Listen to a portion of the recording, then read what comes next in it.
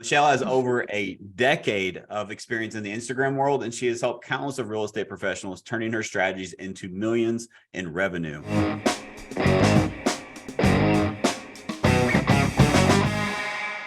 Welcome back to another episode of All or Nothing in Real Estate. I am your host, Matt Smith, founder of All or Nothing in Real Estate. This is a podcast, is a platform, is a movement for me to give back to the industry that's given so much to me and my family. And today we have a very, very special guest. I'm thrilled to have Michelle Berman-Mikel. She is the CEO, founder, and creator of Beyond the Method and Berman Media. Michelle is a nationally sought after Instagram content development coach and speaker. And so today we are going to break down how ultimately, if you're a real estate agent, you can make more money. And I think if you're an agent, I now have your attention. And so Michelle has over a decade of experience in the Instagram world, and she has helped countless of real estate professionals, turning her strategies into millions in revenue. Michelle, thank you so much for being here. Thanks so much for having me, Matt. This is awesome. Yeah, I'm super excited. I think you and I have talked offline, and I'm just really excited for the value we're able to deliver to the audience. And just so you know, I'm going to be taking notes, and I'm going to also be listening as our audience is, so I can improve my Instagram and help more people and make more money. So I'm excited to dive into this. So I want to kind of lay out a few bullet points of kind of what we're going to discuss today, so everyone knows what to look forward to. We're going to talk about how you can use Instagram to harness the power of Instagram in your business so you can create more leads, more opportunities, more revenue, how you can drive engagement and create effective content, finding and appealing to the right clients on Instagram. I think a lot of people do the speed and spread method, and you and I talked about this pretty in depth offline, so I'm sure we'll go into that today on I would rather have the right people versus all the people. And then how you measure success and profitability on Instagram. And I think a really powerful topic is how you can use passion to drive your success, not only through Instagram, but just in real estate in general. So without further ado, Michelle, let's dive in. Where would you like to start? Wherever you want to start, Matt. I'm excited to be here. And I think the most important part of all of this for a lot of people, and I'm sure I'm probably not the only Instagram person that your audience will have ever listened to in their time. But there's one really core difference, and I think that it's important to lead in with that between who I am and a lot of the other people that might be considered Instagram experts, if you will. So I feel like a little bit of background might be beneficial. So I'll start there if that works for you. But I started in the Instagram world in 2014. So at that time, it was very new. It was very much so the baby platform. Twitter and Facebook, LinkedIn were kind of the big three at the time. And I was working for a PR firm, quit, and decided that I was going to really just face plant into this part of the industry, the social media space as a whole. And I do have a master's degree in social media public relations, which a lot of people at the time were like, what is that? I've never heard of such a thing. And that's exactly why I chose that, because it was such a new concept. But when I got my start in the Instagram space, what I was doing was buying and selling and flipping Instagram accounts, just like you would buy and sell real estate and flip it for profit. So in 2017, I sold my first Instagram account for just under $90,000, which sounds like a lot of money because it is. And it was a very unique time in my career, because in that time, what I was really doing was brokering between Instagram pages and large brands, right? So big brands would reach out and say, Michelle, how much for an hour? How much for 10 1-hour pack, or a pack of 10 1-hours, if you will? How much for 24 hours? All of those things. And there were a handful of clients who would reach out and say, here's a certain dollar amount. Michelle, you need to pay yourself. And then you also need to create ads and create all the copy. And then you need to buy space on other accounts for us with the money that we just gave you. And if you can turn a profit for us, then we'll send you another X dollar amount and you'll keep going. And so the long story short here is that in that process, I just got very, very good at understanding what really actually matters to the consumer and what kind of eyeballs consume what kind of content. And based off of that, how to actually get someone to take their debit or credit card out of their wallet, or to use Apple Pay, right, to purchase something off of the platform. And then several years later, in early 2019, my love of real estate and the mortgage space really came to be, because it was a very underserved and very untapped market, truly. And so I decided that if I could do it for all of these big brands and I could do it for myself, why can't I teach somebody else how to do it? And in 2019, that about halfway through that year, the Beyond the Method program was born, with the premise of teaching people how to use one thing and one thing only, and it's psychology, to actually generate, not in this case for the context of this conversation, leads, right? But in theory, as a whole, generating business is kind of the common theme, but how do we do that through psychology? And I think that that's really the big differentiator, for me personally, and really what my company and I do. I love that. I love that it's different because there are so many Instagram gurus out there, right? Mhm. That can teach you a lot of things Instagram related.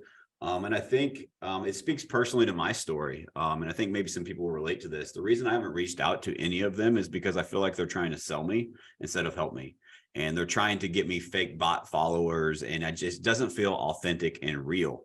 And I love how you take a different approach and you go after the psychology and how you can actually use this to create engagement in your audience versus just numbers. And I think there's a massive difference. If you're listening to this, it's the quality, not necessarily the quantity. Yeah, without a doubt. And I think you're so right. There are thousands of people out there claiming to be Instagram gurus and people who want to help you grow your following, want to help you get more engagement, want to help your content go viral. And if that's your mindset or your mentality, as far as that's what your goal is, then great, go hire them. But the reality is that that's not actually going to do anything for your business in the long term. And one of the things that I speak about heavily, especially when I'm on stage, because it's part of my story, but I want to transcend time, right? I want to teach you guys how to create a platform that will transcend anything, right? A down market, an up market, anything going on societal wise, anything going on politically, like whatever the climate of our world is, it doesn't matter if it's done properly. And I've been in business for almost 10 years now, and I feel like we're just barely getting started, honestly, and that's a good feeling. And the reality is that is happening because of the focus that we have and the kind of direction we try to do this and how we teach this, so that I know that not only will my platform live on well past, my career, but also just to be able to create lifelong businesses for you guys, and not feel like you're constantly chasing down the next thing, or the next fad or the next trend or whatever it might be, or the next clubhouse or whatever the next platform might be, right? Just living in your lane, and trusting that your presence is going to do the talking is really what it's all about. I love that. And that reminds me of something I learned very early on in the business. And I'm so glad and fortunate I did, is that when the market goes down, if your business goes down, you don't have a business. Right. And I think as real estate agents, all of us there's things happening and moving parts no matter what market you're in. And I think sometimes we can fall into the trap of being a victim of the marketplace. And what I love about what you just said is that you don't have to be. And this is just yet another system that you can have that regardless of the market conditions, this will remain intact and help you grow your business. I love that. Yeah, So without a doubt. let's dive into, like, just if you were to, someone is listening and they're like, all right, so where do I start with Instagram? Like, let's just start at the bare bones. Like, where do you even get started? How do you start using Instagram for leverage to get into those psychology conversations and grow their business and create leads and opportunities? So there was a lot in that statement, Matt. So I'll do my best to start at the beginning and work my way through all of that. We might need a 5-hour podcast to answer that question in its entirety. But the very first thing, this is so important, and maybe even beneficial for you, Matt, right? As someone who's been in the real estate space for quite some time. I have worked with agents who have had their license for a month. I've worked with agents who have had their license for 5 years, 10 years, 30 years. And they still genuinely do not know the avatar of their ideal client. And what I mean by that is, who is the person that you are genuinely trying to connect with? And that is something where a lot of people will answer very vanilla, right? Yep. I work with first-time home buyers, or I like working with veterans. Okay, well, great. You and 5,000 other real estate agents probably in your city. Like, the reality is that that's not going to make you stand out at all. And so one of the very first things that I would heavily encourage every person to do, and I feel like a broken record, honestly, making this comment, but the very first thing that you need to do is you need to decide who that person is for you and who do you want to wake up every single day and really genuinely, truly serve. Right. And the best way for me to answer that or to help elaborate on that is to use myself as an example. Because it's me, right? Like if I were to decide to wake up tomorrow and say, I'm going to go actively start selling real estate, my ideal client and the avatar of that person, I am very clear on, and it would be a military wife or a military spouse, but more specifically the wives community. And it would be a wife that's really into fitness, right? So I am a competitive CrossFitter, or was a competitive CrossFitter. I just had a baby recently, and getting ready to probably have another one here relatively soon. So my competition days are relatively dead for now. And my husband is getting ready to do his first ultra marathon in August. Wow. And so fitness is a huge part of our life. Every single day, it's how are we scheduling our day around the gym? And so for me, I spend a lot of time in the military wives community. I obviously live in a military town, and so that's a big part of it. But those are the people who, if you combine those two things and you create that avatar, it would be really easy for me to just actively go out and seek those individuals. Now, my husband works for the military now. He is retired, but he now serves the military as a strength and conditioning coach for the special forces guys. And so that means that his entire community is the husbands, right? So my job being to work with the wives side and create a network of that. Plus I go to the local CrossFit gym, so I'm very ingrained in the community. If I decided tomorrow I'm going to wake up and start selling real estate, those are my people. And sure. I think the biggest thing is why, right? Why is that my thing? Or why would that be my choice?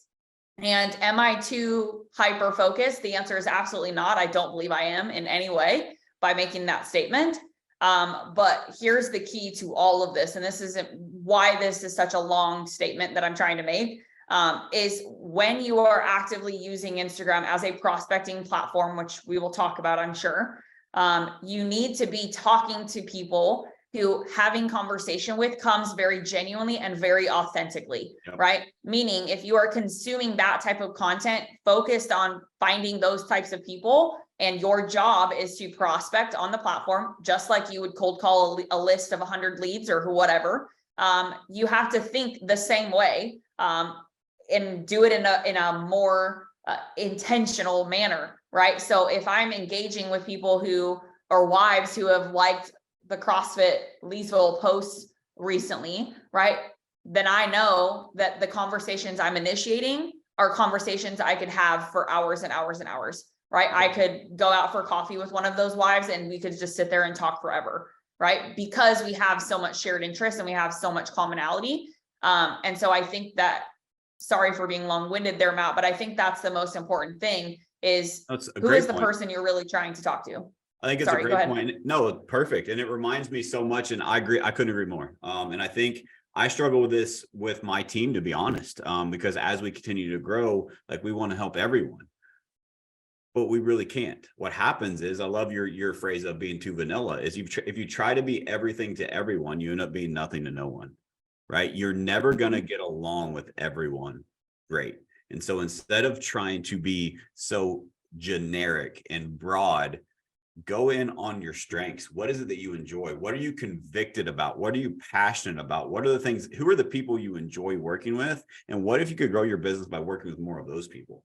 Not only will you enjoy more of what you do, you will actually have way better results, and you will have way better I call it depth of relationships, which creates more business of like-minded people that is coming to you now generically. Right? It makes so much sense when you break it down in the simplest form, but then we fall into the shiny object syndrome of real estate is, well, what about this lead source? What about this opportunity? And so I think it's so important and crucial that that you do know your avatar, and that's who you focus on. Because I was fortunate, we talked about this previously before we jumped on the podcast, is I just got back from Calgary.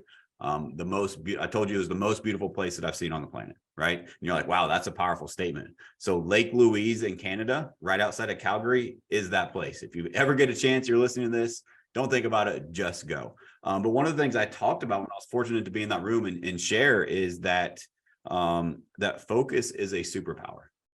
What happens in the world of Instagram, in the world of social media, in the world of real estate, anything, is that there's so much at the palm of our hands that we have available to us. We get distracted so easily. We don't ever focus on just one thing and build that depth of that one focus. And so I absolutely love finding that one person.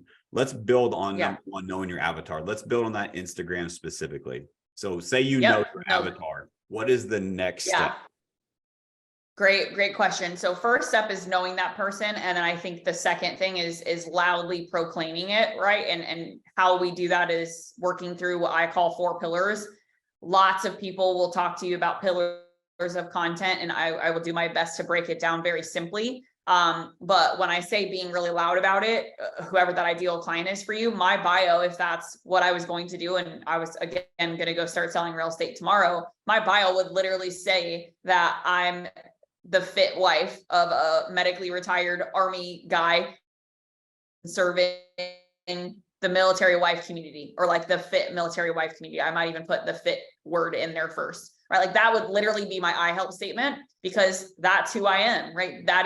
Those are my people. And the most important thing to know about that statement is that when I consume an Instagram account and I'm scrolling aimlessly on the platform, if I see a bio like that, I'm instantly intrigued, right? I'm like, who is this person? Like, what? Whereas if all I did in my bio was say that I was a military wife, I had a son, and I really loved coffee, right? Like there's no context to like, why would I continue to consume this page, or why would I start following this account? And so that's your gatekeeper, right? Your bio really is your gatekeeper for how anyone will ever even consume the rest of your content. And this is important, right? Because we're dealing with the generation of instant gratification, and I'm not the first person you guys are hearing say that. But you guys have maybe 3 to 5 seconds to make someone actually care about what's happening on your account. And it's that fast, right? So then that ties into your pillars, and the way your content is perceived and even produced for that matter. So if I go on your content, or if I look at your grid and a lot of your content is not sized properly, that's one problem, right? Which, like, if your content's cut off, the square is not sized out properly, it looks lazy, in my opinion, as a consumer. And I'm not the only person that would say that as a consumer. And then secondly, if it's nothing but a bunch of work, right? If it's real estate, you already lost me. And then the third thing, this is important too, and there's a lot of this going on in the industry right now, and it's honestly really sad, but everything is these overly polished videos, right? You're like sitting at your desk with like a podcast mic, and then you have like these big bold letters just like popping out at the screen to like talk about what you're talking about in the video. And in theory, those are great videos, and I'm not saying don't do them. What I am saying is, if that's all you're doing, that's a problem, right? Yep. Because I'm not actually seeing who you are as a person. I'm not actually seeing a brand, right? Every single one of the clients that we work with has an actual brand associated to their name, in addition to killer content in really high value videos like what we see, or what I was just describing. So by no means am I trying to call anybody out. I'm simply making a comment of, it can't be all of one or all of the other. And it also can't be all personal, right? If it's nothing but personal content and I don't even know what you do for a living, then that's its own problem. So that ties into the 4 pillars. I'll just rattle them off very quickly. But pillar number 1 is lifestyle content. So lifestyle is anything from your camera roll. It is pictures of you and your wife and your kid and your dog, and it's a funny reel of you doing a dance with your son or your daughter, or it's a dance recital. Like, it is just life, right? I'm a huge fan and have a big testimony towards this, because the relationships that I've been able to build by being very genuine and authentic in what I'm going through in my own life has made me more money than anything else, right?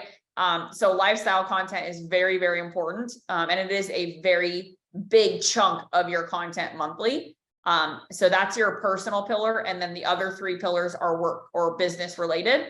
So you're going to have a value series pillar. Value series is one very specific topic that you break down into 5 individual sub questions. Each of those 5 sub questions is a video. So that's how you get 5 videos out monthly on your account. And a great example is, if you're familiar with the VA space or the veteran space, or active duty clients, BAH just got raised, right? So the basic housing allowance just got raised for most bases across the country, but that dramatically impacts the buyers or those of us in the military community and our buying power, right? So if that's your ideal client, then there's a value series. You could break that one thing down and create 5 videos around that one very specific conversation. And now you have an entire series for the entire month versus every video. You're like, what do I talk about now? What do I talk about now? Like it just becomes a ping pong game. And that's when people stop producing content. So that's pillar number 1 on the business front. Pillar number 2 is obviously testimonies or testimonials as a whole. I love video testimonials. I ask for them from my clients all the time. I think it's very important. And if you're not doing it, you need to. If you are not sending an email out offering a $10 gift card to Baskin Robbins or Starbucks or whatever it is in exchange for one, do it because they work and people want free gift cards. So do it, right? And if they are clients of yours and they had a good experience, they will give it to you. It's a lot better than relying on Google reviews or Zillow reviews, which are valuable by all means, but they're not as powerful without question. And then the third business pillar is dependent upon the agent, really. But most agents, this is going to be your listing or somewhere along the home buying pendulum pillar, right? So you're showcasing transactional history, something that just went under contract, you have a new listing, you have an open house coming up. And if you're a really high producing agent like you yourself, Matt, or like your team, then that would be a carousel post. So instead of just every few days you're posting another one, just put one of them in one big carousel post, do that once a week. And it creates this, here's one post with, and carousels are great. Instagram loves carousels. And it allows you to get them all in one shot and doesn't detract from all of the other pillars that we just talked about. The alternative to that pillar or the testimonial pillar, depending on who you are, is a small business spotlight or charity spotlight of some kind. Lots of agents are very involved in their community, and this is a huge one, right? So if that's something that you want to be known for, doing a charity or a small business spotlight, or a giving back type pillar where you're showcasing that you're the sponsor of the Little League baseball team or whatever it might be, is huge. But the biggest thing with that, or the caveat, is go there. Like if you're promoting a small coffee shop, do a video in the coffee shop. Take a picture of you ordering a cup of coffee in the coffee shop and share that, not just a Googleable or a Googleable image. Love it. Absolutely love it. Would you say that those are in a like order of importance? Meaning like There, or no? Yeah, there isn't one. There isn't one that's more important than the other. So if you look at it, it has 30 days worth of content. I think this is the easiest way to break it down. So if you're looking at 1 month, 30 days, you break those 30 days down into those 4 pillars. The way I teach it is 15 of those pieces of content is lifestyle. And then the 3 business pillars are broken into 5 posts each, right? So you're going to have 5 testimonial type days, or interchange that with charitable giving / small business spotlight. And then you're going to have 5 listing days, right? And remember, listing days is anywhere along the pendulum of the home buying process, not just a listing. So a lot of people I've gotten a lot of messages on Instagram from people who have listened to me say that. And they're like, well, Michelle, what if I don't have 5 listings in a month? And I'm like, that's not what I said. It's a listing day, right? So it's anywhere along the pendulum.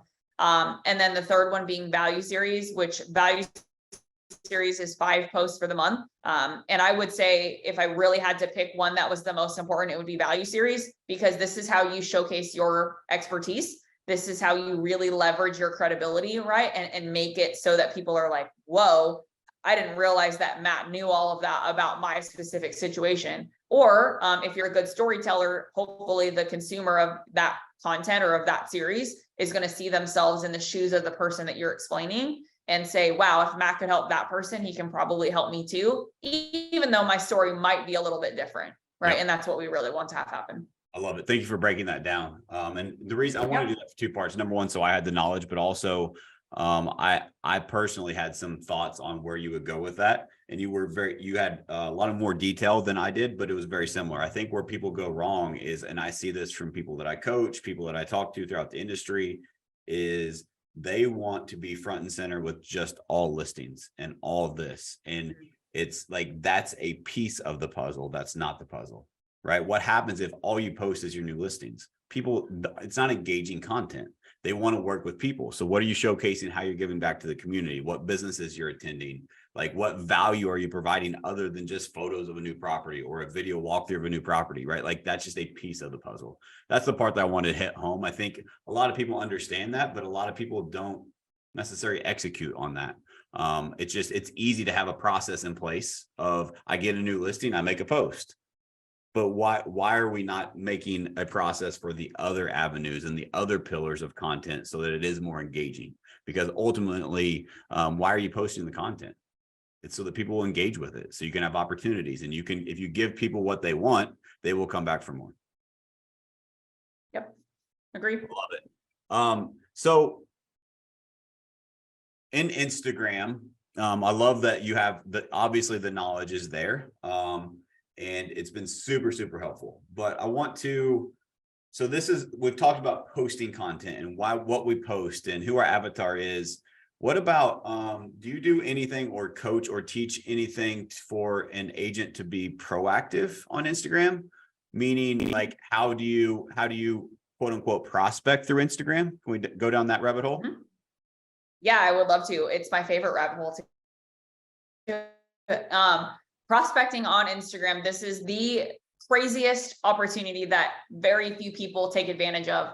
I was just on another podcast yesterday, actually, and we were talking about this, and the gentleman I was on with is very numbers oriented. So I just got really deep into the math side of it. So I'll start there.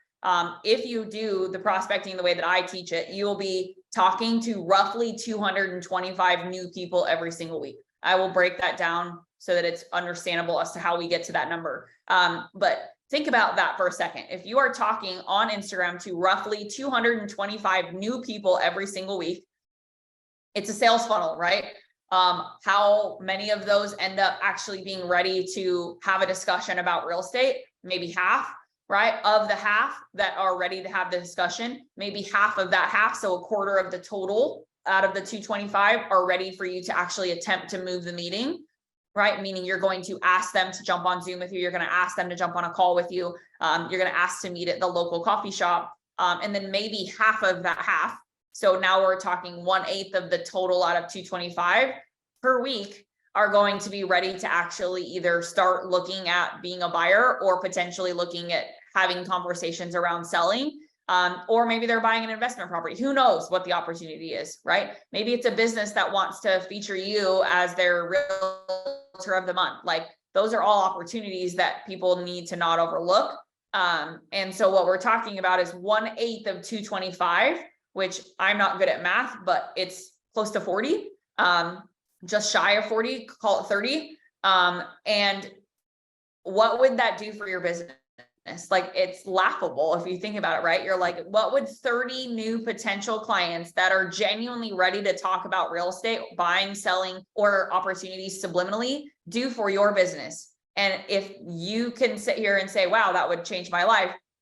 No shit, it wouldn't change your life, right? Like, it will change your life. And the amount of conversations that you will be able to have, not only is the volume there, but what really is exciting about this process is the quality of the conversations are so much higher, right? Because you're talking to people that you actually genuinely want to be talking to, link back to the avatar situation.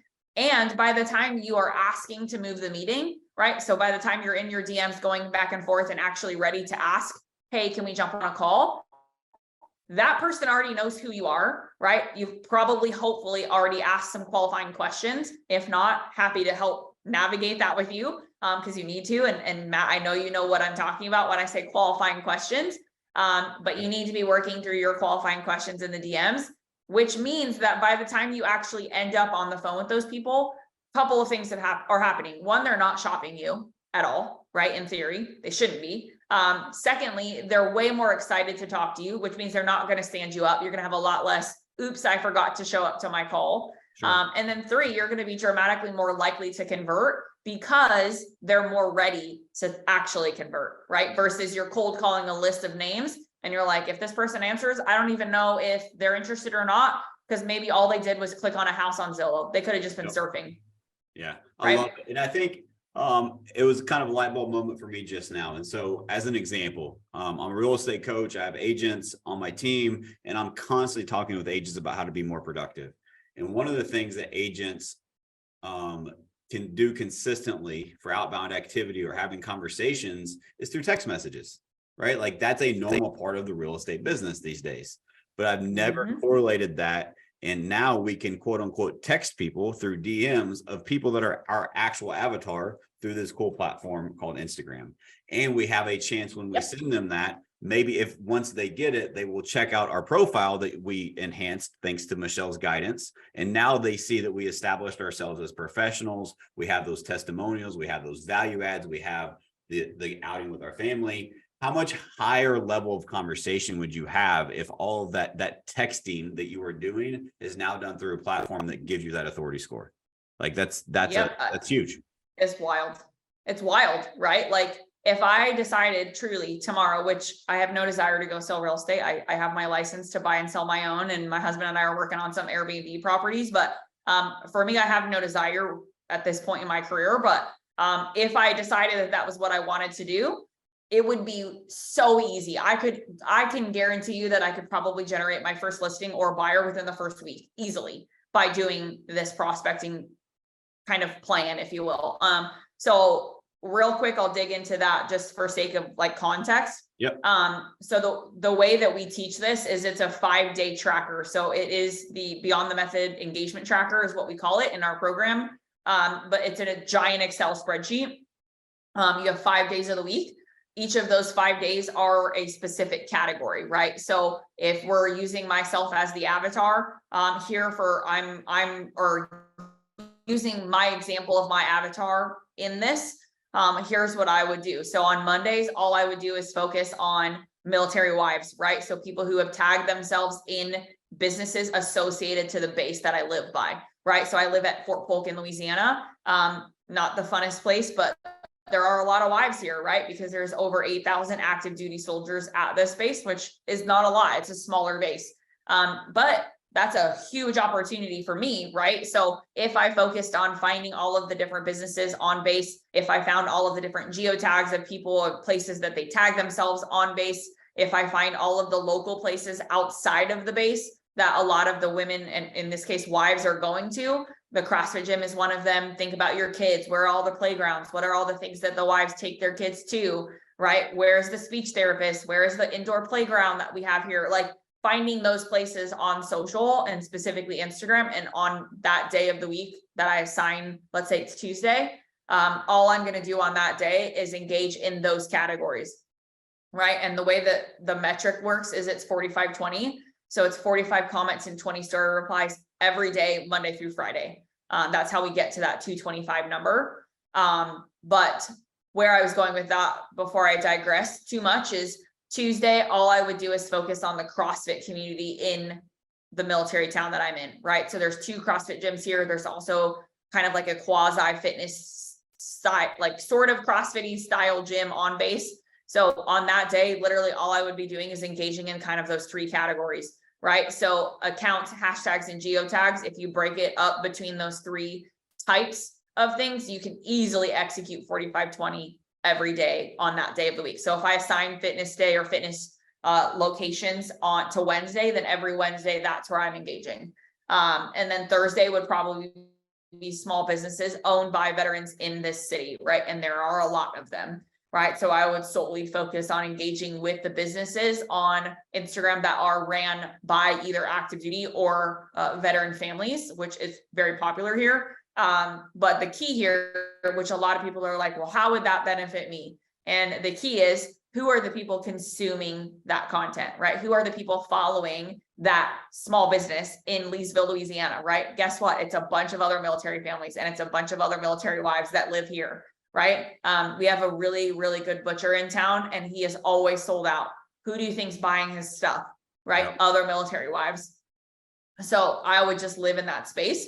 So those would be my 3 days of the week. And then my outlier days. So Monday and Friday, I'm going to have a re-engage day, which means any conversations that I've started over the course of the week that have either organically fizzled out, meaning they just kind of came to a natural stopping point, or they were conversations that just sort of ended for no really apparent reason. It was just kind of a natural end.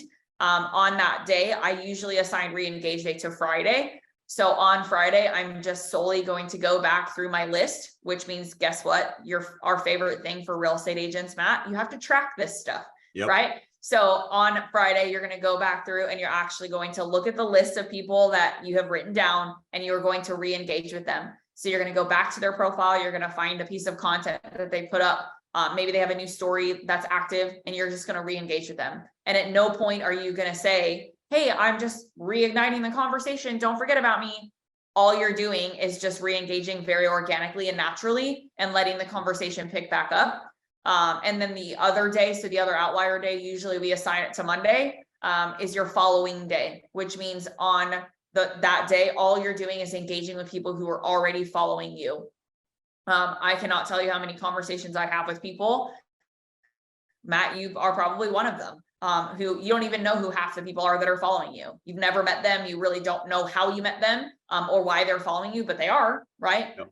So on your following day, your job is to go love on your existing people because they're there for a reason, and staying top of mind is really important, especially if you just captured them. So I want to caveat that by saying never ever send a DM saying, hey, thanks so much for following me. I can't wait to connect with you, because that is so salesy and will never work. And never do that auto every time you get a new follower, right? Like, oh gosh, yeah, no. So I want to add, turn off your autoresponder immediately. Yeah. It's got to be authentic, right? It needs to be organic. It needs to have the personal touch, and you can't have AI do that. I'm sorry, you can't. It's always, I tell agents all the time, you can't delegate your push-ups, right? Like, you have to do the work. And it has to be authentic, and I promise you will see the result. But you can't expect the result of, like, an analogy I use is the 30-minute abs from Domino's commercials from back in the day. I don't know if you remember that, but they would deliver in 30 minutes, it was free. And so there's this real scrawny guy in 30 minutes has this rock solid abs. Like, that's what we think will happen in business, though. We'll make 10 phone calls and we think, oh, now all of a sudden we're going to be rich, right? It just takes time to develop these things. You said when you're talking about your re-engage day, I love what you said there, is that you have to track things, right? In real estate specifically, if you don't track and measure it, you can't improve it, right? You have to track and measure these things. And so if you want to improve, which if you're listening to a podcast like this, I'm assuming you do, you have to track what you're doing. You have to measure it so that you can find the gaps and improve those. But there's another thing really crucial that you skipped over quickly. It was so brilliant that I want to highlight it, is you're essentially what you are doing. You're calling it a re-engage day, but it's a follow-up day. Right? You are following up with them. You are re-engaging with them. And the language you use is like, hey, I'm just re-engaging. You're like, don't ever do that. How many real estate agents follow up, and whether it's a client they're working with, somebody they met with, and even if it's through Instagram, it's the same thing, right? Or if it's a text message, a phone call, it's in person, never say, hey, I'm just calling to follow up. Hey, I was just following up with you. Like, that is so dead. That does not work. And no wonder they're not responding to you, because you exerting no effort, you're building no relationship, no rapport, and you're providing no value. Like, that is just where every sales conversation goes to die. So yes, follow-up is crucial. Re-engagement is crucial, but you have to do it the right way. Mm-hmm. Yeah. The re-engage day, thank you for spotlighting that, because the important thing about the re-engage day is the average number of touch points it typically takes for a traditional real estate agent to convert a lead is anywhere from 6 to 8, some say 7 to 10. It's somewhere in that range, right? So how long does that take to work through? Like, how long would it take to work through 6 to 8 touch points in a traditional way, right? 6 to 8 weeks, maybe 6 months. It just depends on, 1, your follow-up game, and 2, the client, right? So what's going on in the client's world, and how good are you at helping them overcome whatever those hurdles might be that are keeping them in that process longer. But what the re-engagement day really, really does is it dramatically expedites our ability to go from I'm creating a connection to I'm now going for the ask. I'm now getting on the phone with someone to actually work through the conversation. Now, mind you, remember, the people we are on the phone with have earned that right. We've worked through the qualifying questions. We know that they're ready to actually speak to us. And so when we do go for the ask, we're doing it in a very strategic way, which I can get to. But the key benefit to re-engage day is it is a screaming flag at you, if you will. I don't know how else to say that, of move the meeting, right? Like if it is time to move it, you will know. And a lot of people ask me like, well, how do you know? And one, I've either worked through 6 to 8 touch points already. So that's like the really obvious answer. The other answer is intuition, right? Based off the way the conversation has flown, or gone by, ask based off what your intuition tells you, right? We're all humans. We have the ability to do that. And we have to work through it. Yeah. We have to know it. So that's important. And then as far as the other half of this part to the conversation that I think is important not to miss too, is when we're working through the 6 to 8 touch points, we have to move the meeting. But when we move the meeting, the most crucial part of that is using the connection in our ask, right? So when we ask for moving the meeting, we have to connect with them in that ask, right? Meaning if our conversation started up here about CrossFit, right? Or if our conversation up here started about our love of honey lavender latte coffees, right? Then we need to leverage that connection in the ask. For a lot of people, it's golf, it's this, it's that. Like it could be anything, right? It could be whiskey. I had a realtor who like literally his entire thing, his whole like persona is whiskey. Like that's just him, right? So I was like, great. Invite them to a Zoom meeting where you guys can talk about a bottle of whiskey that you both bought and talk about real estate while you're doing it. Like use the whiskey as part of your ask, right? My favorite way of doing this is, and whether it's a Zoom, in person, whatever, it doesn't really matter. But just say, hey, I know you and I have been going back and forth a lot, and I love that you love honey lavender lattes as much as I do. I would love to take you out for coffee at our favorite coffee shop, XYZ Coffee Shop, next Wednesday morning at 9 a.m. Does that work for you? Right? And set the time, set the date, and let them come back and say, actually, Thursday would be better or whatever, right? But give them a specific opportunity and let them say yes or no. And if they say yes, great, get them on the phone, put them in your calendar. If they say no, here's where the cycle repeats itself. Think of like the flywheel, which if you've read anything by Jim Collins, you know what I'm talking about, the flywheel effect. If they say no when you go for the ask, or they just don't respond to you, or they just kind of ghost you in a way, add them to your re-engage day on your tracker. So you're now adding them back to your re-engage day. So because you did go for the ask and it fell flat, that's okay, that happens, right? But don't just let the lead die forever, right? Put them on your re-engage day and let them continue to, or let them continue to see you by you staying in front of them. Yeah, I love it. And I think there was something that you said that I wanted to hit on, is that we have to make sure. I think so. Here's where it was, is you said go for the ask. If you don't ask, the answer is always no, right? You have to make sure that you've established authority, you've built a relationship, you've deposited. I like to think of that as a business relationship equity account, right? If you go to the bank tomorrow and you've not deposited any money, you can't withdraw that money. That's called stealing. Too many people, and salespeople specifically, try to steal from relationship accounts. You have to deposit before you can withdraw, right? And so I go on the rule of, I deposit 10 times, now it's okay to ask for withdrawal. I have 10 times the amount of money in there that I want to take out, right? Once you do that, you don't feel bad subconsciously about asking, because you've given and given and given. And so I think there's a great psychology that you could break down there. But in addition to that, maybe an improvement that I could make, I'm curious your thoughts on how you ask, is I love giving it a specific time, but what I have found is works even better is doing an alternative choice close. And so, hey, I'm actually would love to go for coffee tomorrow. I've got an opening at 3 or 4. Which works better for you? Instead of them saying, it makes it harder for them to say no, and it gives them options. Because what I've found a lot of times, we do this in our text campaigns and different things like that, is if they just say no, it's hard to get that re-engagement going. But if you give them, if you give them a yes or no question, you get a yes or no answer. But if you ask an alternative choice and you give them options, but you're also being specific because you're giving them times, we usually get way better responses. Yep. I love it. There's nothing I could say differently. I think that's brilliant. Yeah, we definitely do both. I think sometimes it depends on the person, but I think offering 2 times is always a better answer, because the reality is, just like you and I, like, we're busy, right? And we have things happening, whether it's personally or professionally. Like, giving 2 times, you're always more likely to find a yes in there. And I also think the 2 different options also makes you seem more genuine about the ask, right? You're like trying to make it work for them. Yep. trying to make it work for you. Which, yes, of course we want the lead. Yes, of course we want to convert them. But the reality is it's not about us, it's about them. And the one thing I want to say as kind of a tying this up with a really big red bow, in my opinion, is, and I was at several conferences this year that this was kind of the theme that I took away from them.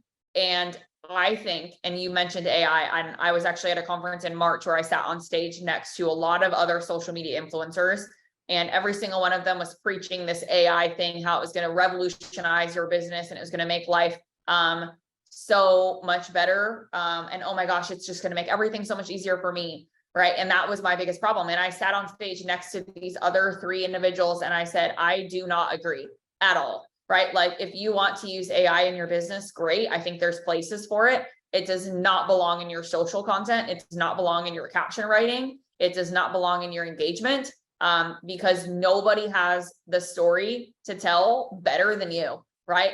Yep, The passion concept is really, really important to me. I am very passionate about what I do. And in theory, if you really want to get super basic about it, I own an Instagram marketing company that teaches realtors how to leverage Instagram. That sounds like a lot of other people, but when you dig into that and you hear me talk and you see a lot of the other pieces to it, like nobody could express that or exude that better than I could by talking myself or storytelling myself. But what I don't want to miss is there was a specific conference I was at in January, and a very good mutual friend of both of ours, John Cheplack, was there. And he made a very poignant comment that a lot of people were almost like sitting back in their seats like, whoa, I can't believe you just said that. But so many real estate agents and mortgage professionals, really, let's talk about both industries here for a second, are so focused on making their businesses easier for themselves, making them save more time, save more money, save more this, make my systems and processes simpler and more streamlined so that we can convert more leads. And what they're not thinking about is that it's not about any of that. It is about the user that you are trying to help either buy or sell a house. Yep. It is about that person's experience, right? And what matters is their relationship with you when that transaction is over, because that will determine what happens later on, right? I'm in the process of building a house in Tennessee, and I can tell you right now, I would never recommend the current builder that we're using. I love the house he's building us, but their communication sucks. Right? Their builder trend portal sucks. There's nothing about it that is user friendly. And the 2 women that he has working for him are super rude. Right? And I'm a very outgoing and very nice person, in my opinion. But like when you test me, I'm done with it. Like my niceness goes away. Right? And I can't believe that they're not focused on the relationship when I'm building an $800,000 house. Right? And so that's where this goes, is you cannot delegate creating conversations, and you cannot delegate building a relationship with someone and you being the one to ask them to help you or to ask them to go out for coffee with you. Because what happens when you sit at coffee with that person and you have no idea what that entire conversation looked like before you showed up? So you're like, I hope I don't mess it up. Yep. Right. So there's so much there, and I'm going to dive into it quickly. Is number one, I love that you were at an event with Chep. Everything he says is pure gold. It reminds me of a couple things. So another mentor that I have in my life, other than Chep, is Andy Frisella. And he says sometimes in business, the value is in the inefficiencies. And I think we misinterpret that. We think that, so don't get me wrong, I'm innovative.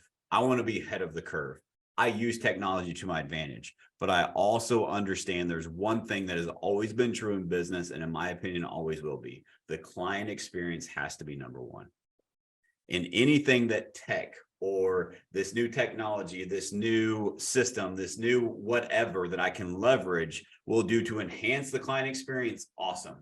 But there is nothing like a good old-fashioned handwritten letter.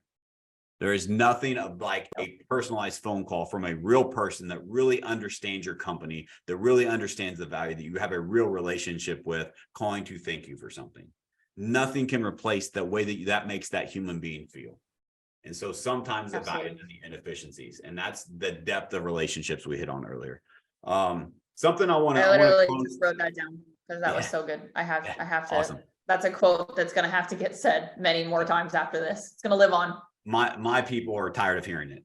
But it's so true. It's sometimes instead of thinking, how can I make it easier? How can I make it have a bigger impact? Right? Like it's the same question, just asked in a different tone. Because ultimately, do you want to make it easier or do you want it to have a larger impact? Like I want it to have a larger impact. Now, if I can make it easier too, awesome. But I want the impact is what really matters. And so I want to close with this. I know you and I both have hard stops here, but I want to close with, and I'm curious what your knowledge is on this. I know we have a mutual friend, which is kind of how we connected through Grant Wise. And he's brilliant in marketing and retargeting and everything ads related. So I don't know if this is your lane or not, but my marketing brain, it like instantly went to all of this great value that you presented. I would be willing to bet having retargeting campaigns with those people that you're engaging with is a huge, huge piece of this puzzle to make massive success. Because if you have those conversations and they say no, it's a no for now, but I'm going to keep putting value in front of them over and over in addition to following that system. Do you use that at all? Yeah, we just started retargeting specifically, and Grant has been my business coach for 3.5 years and somebody who is literally one of my absolute closest friends in the world. And we talk really heavily about this because I actually didn't use Facebook ads for the vast majority of my career up until very recently. And a big part of that was because I didn't want ads going out to cold traffic. I only wanted ads going out to people who were already in my network, who had already seen me on a webinar, who had already been consuming and watched my stories consistently, who have already either liked or commented or sent me a DM, right? And now we have metrics to be able to track all of that. That's what ads are for at this point, in my opinion. But I think where ads get a really bad rep and a bad taste in a lot of people's mouths is when they're really expensive and the return is very low. And I think the reason that happens is because the focus is on cold traffic. 100%. Let's just get the top of the funnel. Let's get as many people into the top of the funnel as humanly possible. When that, in my opinion, is the worst way to spend money. I am very confident in spending money at the bottom of the funnel and focusing on spending money on people who have watched my stories 5 times in the last week, right? If that person has watched my stories that much, they are ready to see an ad from me, right? And so I think that there's a lot to unpack there, but long story short, yes, I think that there's a way to scale it, but I think you need to focus on scaling at the bottom of the funnel, not at the top. Could not agree more. If ads don't work, it's because you don't work ads properly, my opinion. Just like let's close this with how we started. We started with, there's so many Instagram entrepreneurs out there that can help you grow followers and add bots to your account, and you can go quote unquote viral overnight.